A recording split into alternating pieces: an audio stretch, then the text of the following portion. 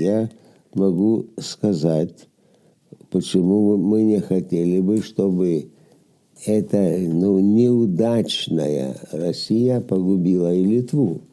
Во избежание такой участи русские, которые оказались в Литве, отмахнитесь от путинизма или росфашизма. Это тождественно. Поверните к человечности. Если идет изничтожение украинских городов, деревень, сел, даже плодородной земли, с такой бесчеловечностью, то вы это одобряете?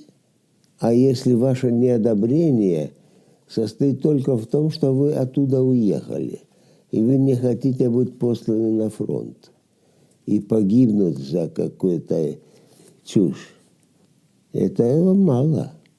Этого мало, товарищи. Там происходят страшные дела, и вы должны определиться. Это не наши дела. Путин – это не мы, это не наша Россия.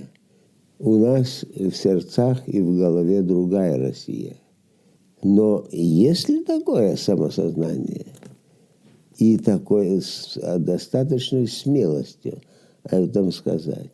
Есть там отряды свободной России, которые борются, но нет такой всеобъемлющей революции против путинизма.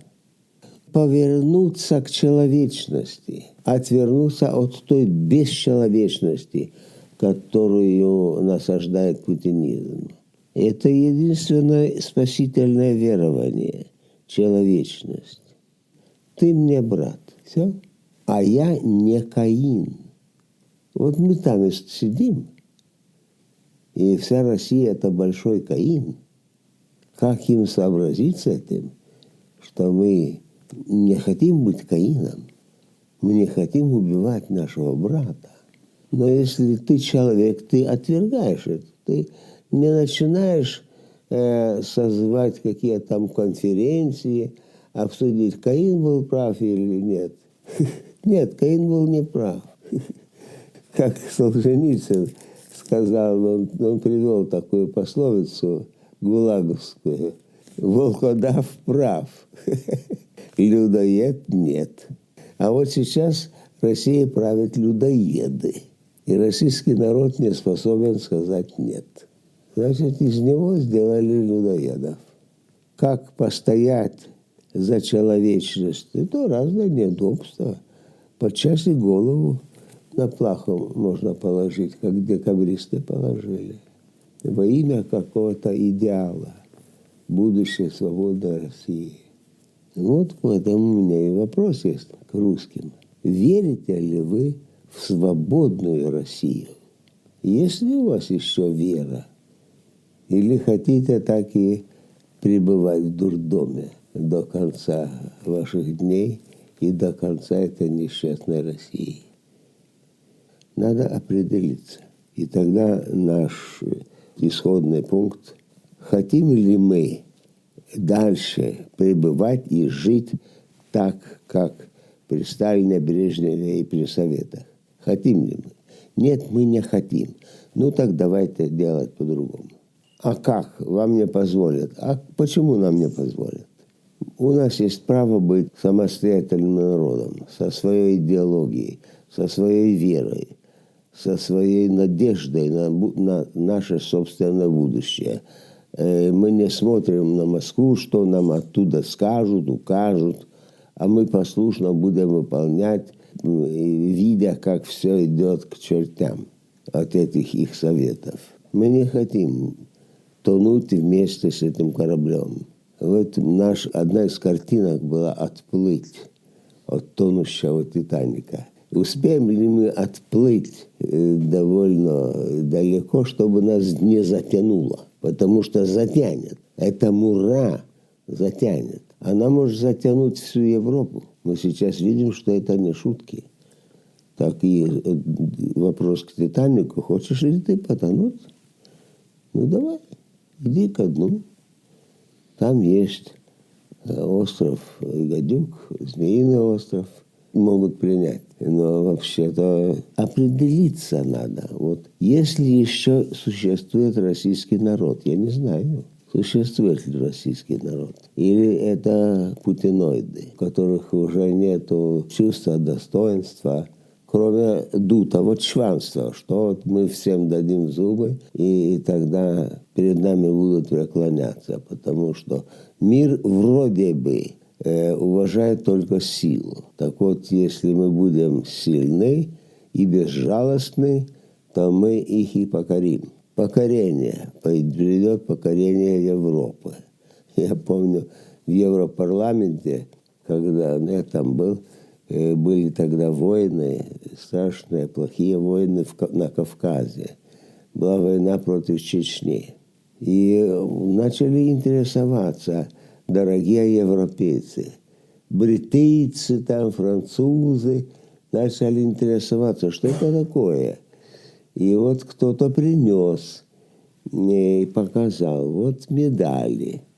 Вот медали 1858 года, по-моему, медали. Медали для солдат за покорение Чечни и Дагестана. Только тогда, только 58 год прошлого века. И в конце концов покорили. Ну и что вы покорили? Половину изрезали людей, уничтожили все. И горды той своей победой. Все это бессмысленно. Это безумно, что вы творите с покорением. А сейчас у вас мечта покорить Европу. Ну вот Германию почти уже покоряют. Литва не хочет быть такой покоренной. Но если придут миллионы этой саранчи, то что надо будет делать с саранчой? Я очень не хотел бы видеть российский народ как саранчу. Но от него самого зависит это. Ну, прежде всего, это человечность. Это мировая война. Сегодня идет мировая война. Человечность против бесчеловечности. И совсем не важно, как там называют лидеров или идеологии, там фашизм или коммунизм или маоизм или еще какой-нибудь. Это все мура. А ты по-человечески видишь своего ближнего и хочешь ему подать руку, помочь ему и вместе с ним творить лучший мир. Или нет, хочешь, чтобы он был подавлен и послушен, и тогда тебе хорошо. Меня боятся, это правильно. Это же путинская идеология мышления. Когда нас не боятся, это ему уже плохо. Это же вырождение. Вырождение вот человечного изнутри. Я говорю иногда, это новый каменный век. Мой камень больше, и я тебя прихлопну. Покорись и выполняй, что сказано. Потому что мой камень больше. И вот для дураков такая пища преподносится. Наше чванство, наши бомбы, наше желание дать всем зубы. И народ это любит. Народ хлопает, выбирает. И когда еще были что какие-то разговорчики про выборы в России, выбирали там вроде президента несколько раз. Но я говорил, ребята, ну какие выборы? Там нет никаких выборов. Зачем вы лжете сами себе? Вы живете в этом царстве лжи. Когда-то говорили про империю зла, а сейчас я говорю про империю лжи, где все лживо, все не так, как на самом деле. Если тебя не поняли, а что надо было понять? Кто ты такой? Что ты принес, что надо понять или не понять? Вот первый вопрос. Хочет ли он быть вовлечен в чем? вовлечен в благое стремление освободить Россию. Есть такая ли идея свободной России? По-моему, нет ее. У декабристов было. Придет она, звезда пленительного счастья. Может быть, придет, может быть, уже никогда не придет. Потому что этот народ все менее достоин этого счастья. Он и не хочет. Свобода? Зачем нам свобода? Нам так хорошо. Ведь им промывали мозги десятилетиями, что Россия – это светоч мира, что Россия должна править миром. Третья империя, вы знаете эту идеологию, Третья империя – это страшная идеология.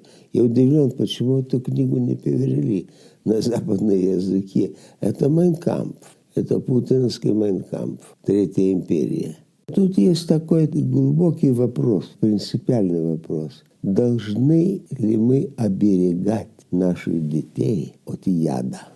Будь то наркотик, будь то Останкино. Никакой разницы. А нет, оберегать не надо, тут свобода. Погоди, так ты за свободу распространения наркотиков для детей, да? Потому что это свобода. Опомнитесь. Всем надо опомниться. И взрослым русским, если они еще существуют. Вот, пожалуйста, поле деятельности. Давайте создавать нормальное гуманистическое просвещение. И выбросите в корзину всю эту ложь. Про гнилой Запад, про врагов, которые хотят погубить Россию. И поэтому Россия должна погубить всех. 50 лет слышу, почему вы нас не любите? И что им надо сказать? Ну, посмотрите на себя. За что вас любить? Они должны ответить себе в целом, в чем их миссия вообще в мире. А не от пока мест они тут околачиваются в Литве. Имеют ли миссию? Тогда даже опасно. Может быть, они колонизируют Литву. Может быть, они составляют пятую колонну, которая ждет своего часа. Тут всякое можно придумать.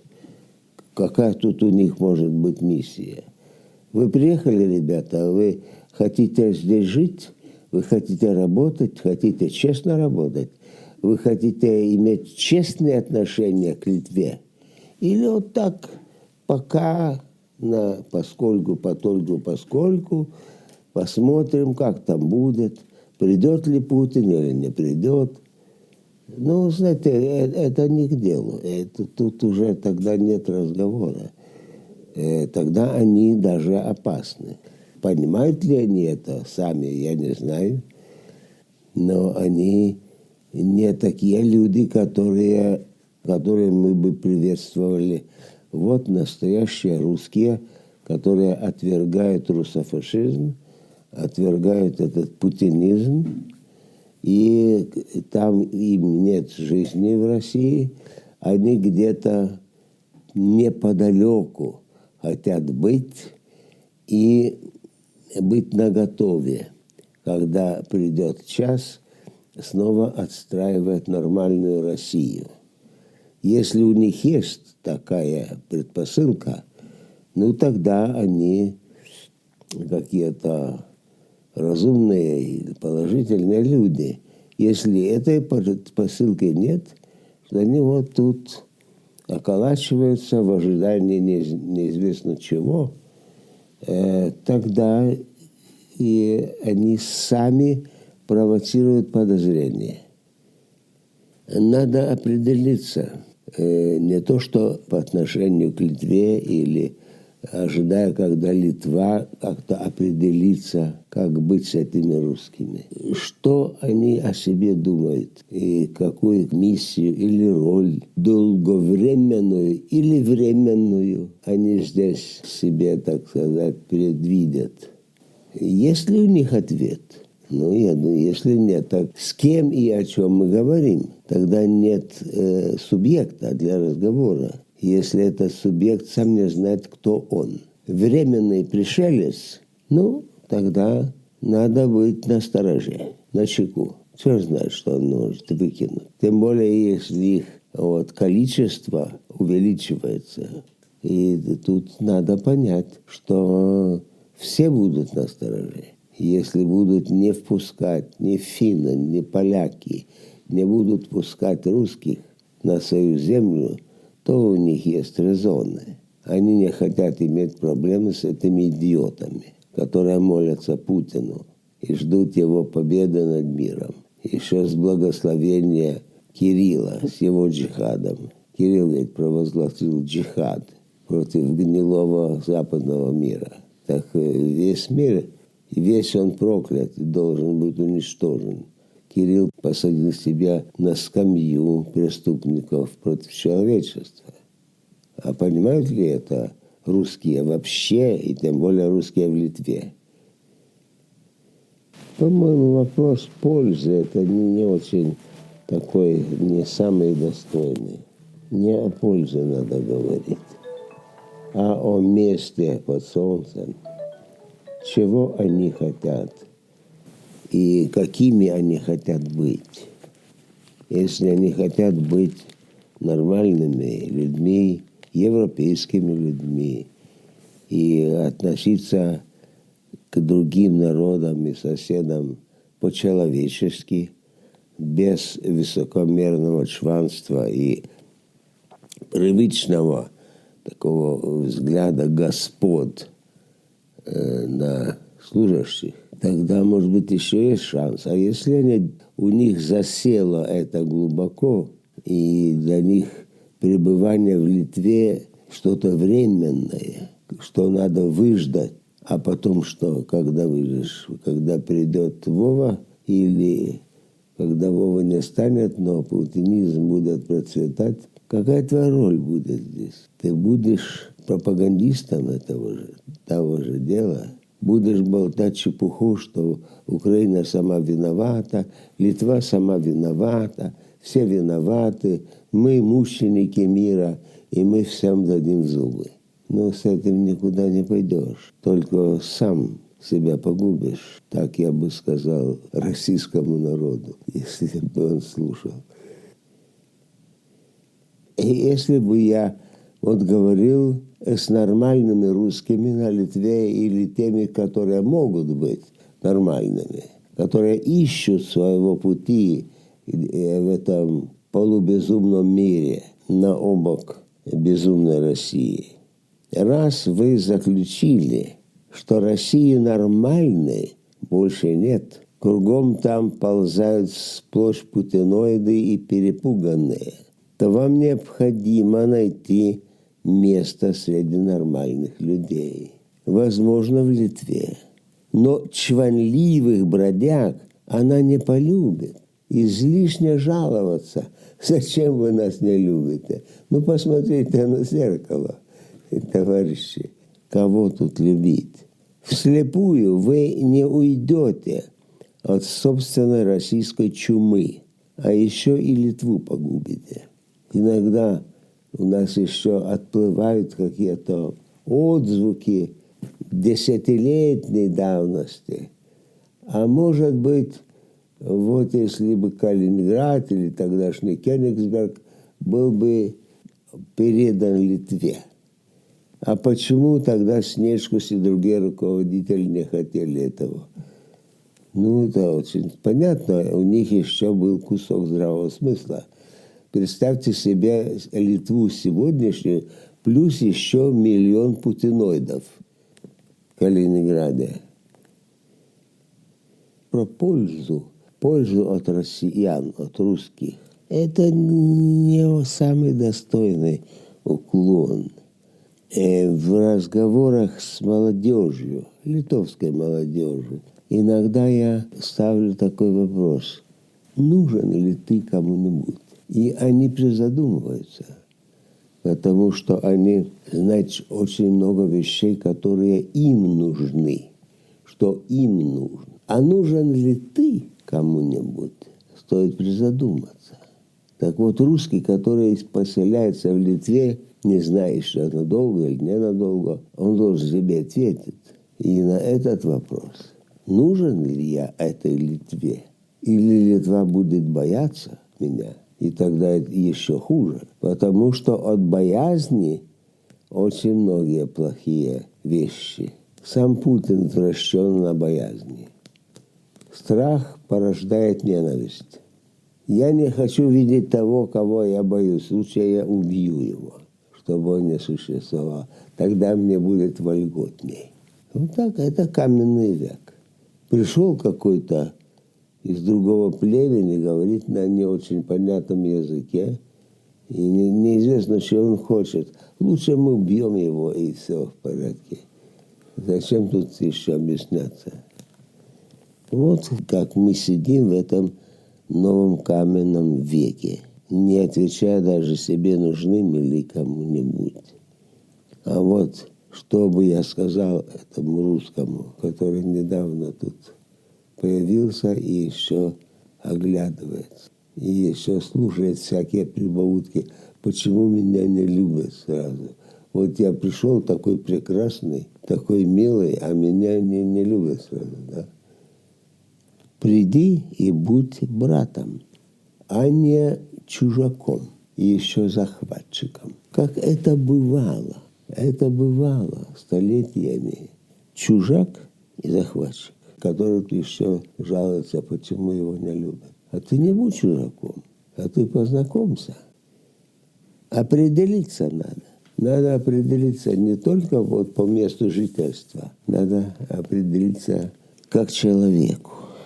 Прежде чем ставить вопрос, как понять Литву, надо себя понять. А кто я такой? Откуда я пришел? Зачем? Что ты приносишь, когда приходишь вот в другую страну и хочешь там жить? Что ты приносишь? Новое обманство? Надо прийти с открытым сердцем, открытыми ладонями и предложить себя как друга и брата. Ну, прежде всего, страна уже сейчас в опасности. На все время в опасности.